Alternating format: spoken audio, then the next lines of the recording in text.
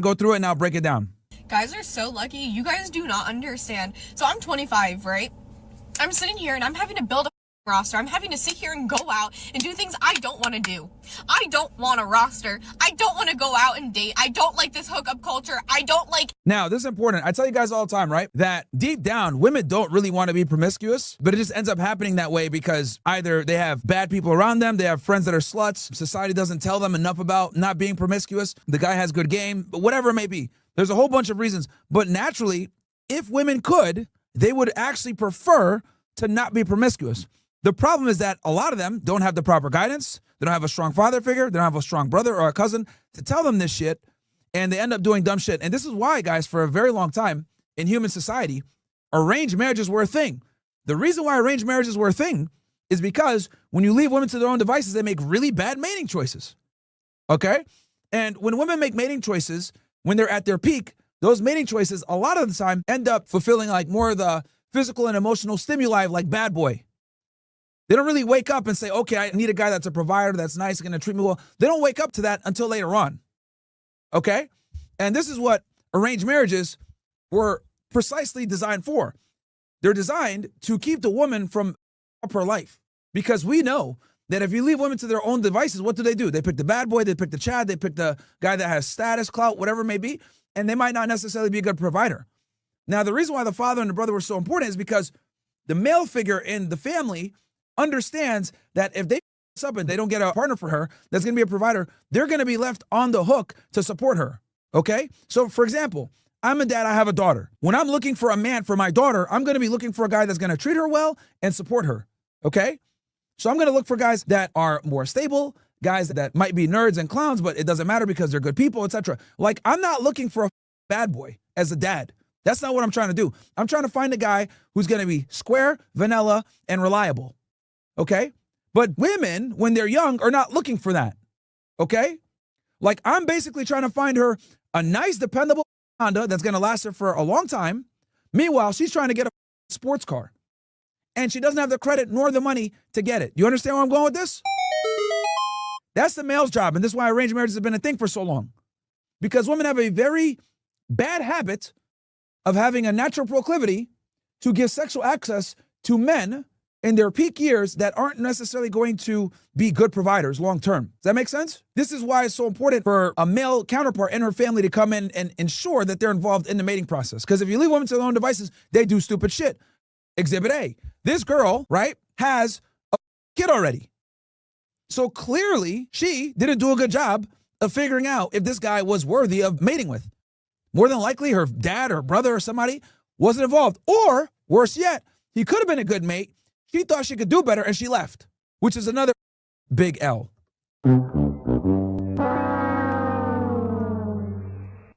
But regardless, the bottom line is mate selection, when it comes to women and their own devices, typically leads to an L. That's what it comes down to. And this is why it's so important to have your dad or your brother or your cousin or somebody be involved in the process, because the thing is that your dad has skin in the game.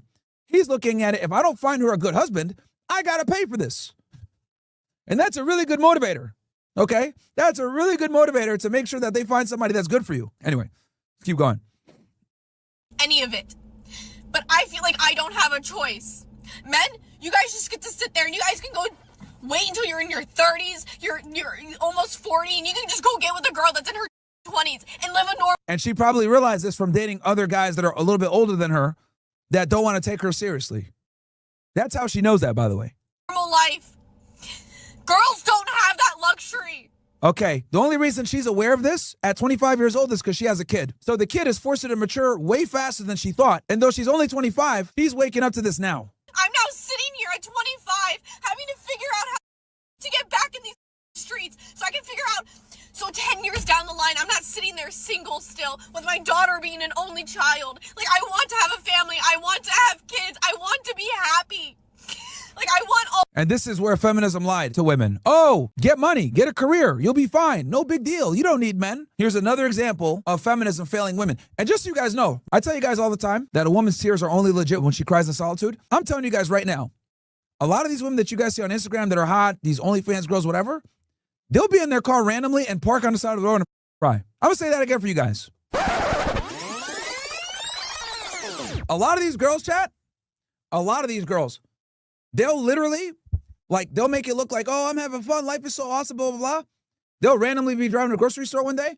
They'll pull over on the side of the road and start crying, bro. Literally. Or they'll just be in their house watching TV and they'll see a couple having like a really good relationship and they'll just start randomly crying. Because it's like hitting them like, oh shit, like, I don't have that. What? And they all know in the back of their heads that there is a time clock ticking. And they know the older they get, the less likely it'll be that they'll get their first choice of guy. But they cope. Hell, I'll tell you guys another dirty little secret that a lot of women won't admit. A lot of girls, what they'll do is when they're feeling really bad about themselves, they'll post a picture of themselves on Instagram or they'll make a Tinder profile, right? Just to see, test the water, see where they stand. A lot of women in relationships do that, by the way. They'll make a Tinder profile or a Bumble profile, right? Maybe their boyfriend or their husband's not giving them enough attention. They'll make the profile to see how many men match with them, right? Or they'll post a sexy picture of themselves on the internet to get some validation. Like, women need attention, okay? When a woman doesn't get attention, it's very difficult for her to operate. Because what you guys need to understand, right, when it comes to women, females inherently understand that their value, their sexual market value is 100% contingent upon the way that they look. They understand this deeply, right, and innately. So when they're not getting that attention from their guy, or men in general, maybe they're in the house all the time, they're not being 3 or 4s, whatever, sometimes they might be tempted to be like, you know what, let me just make a Tinder profile here. You know what, let me post a picture of myself on the internet, blah, blah, blah. The reality is that females need validation from the opposite gender to operate. Does that make sense? It tells them where they are in the pecking order. Fortunately for us as men, we don't need female validation to really assess where we stand in the sexual marketplace. It's a measurement to some degree of where we stand, but what we really count on is status, money, other people respecting us, and then the women kind of come after that. But with females, it doesn't operate that way. With women, it's all the male gaze and male attention that they get that they're able to figure out where they stand in the sexual marketplace. So what a lot of women will do a lot of times is they'll make that profile, post a picture on Instagram, whatever it is, to just kind of see where they are. Because even the most successful businesswomen, even the most successful entrepreneurs as females understand deep down nobody gives a about that shit. And not only do they know that, but these women that make more money, that date these guys that make more money, they don't go about it either. So this is another reason why women post on the internet the way that they do, and they're on social media the way that they are. They need that gas, bro.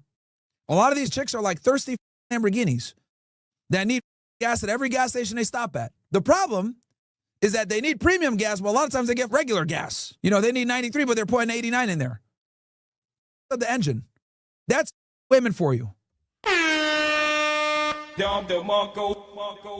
The car runs, but it doesn't run efficiently. And then eventually, when they get enough regular gas, what happens? Engine blows out. That's the modern day female for you guys. That's the modern day female. They're so thirsty for attention that they'll put wrong gas in there. That wrong gas is Instagram. That wrong gas is Snapchat. That wrong gas is dating apps. Get all this gas that isn't efficient. What they should be focusing on is getting premium gas for their man, right? But since modern day women are so thirsty for attention, they'll take it from anybody. And not all attention is good attention. But that's the world that we live in nowadays, unfortunately. Now with this girl, she's realizing it a bit earlier because she has a child.